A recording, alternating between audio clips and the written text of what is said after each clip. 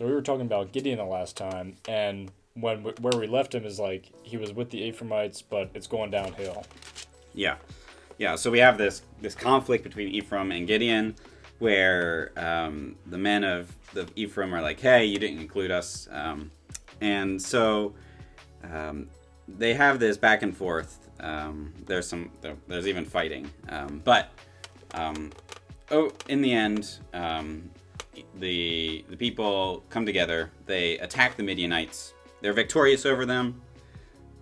And then we read at the end, the men of Israel say to Gideon, we want you to be our leader. And so Gideon's like, I can do that, but I want you to know that it's not really me that's leading you. It's the Lord that's leading you. Mm-hmm. That's really cool that Gideon's at that place.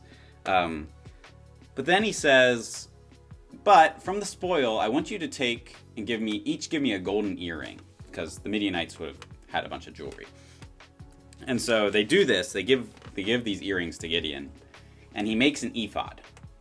Okay, so what's an ephod? Yeah, so an ephod is just kind of like a breastplate thing. Okay. It would have been what the priests would have worn, the high priest would have worn to go into the temple. Gotcha.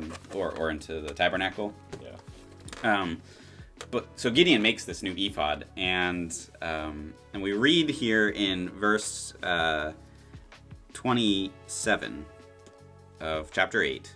Gideon made an ephod, put it in his city, and all of Israel whored after it there, and it became a snare to Gideon and to his family.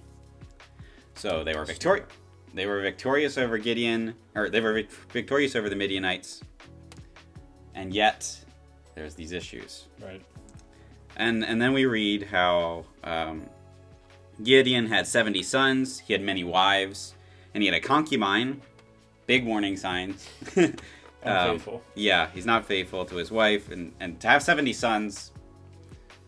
He didn't just have one wife either. He's putting some work in. But yeah, anyway, Gideon, he dies of an old age, but as soon as he dies, the people of Israel immediately turn away from God, and they're not faithful.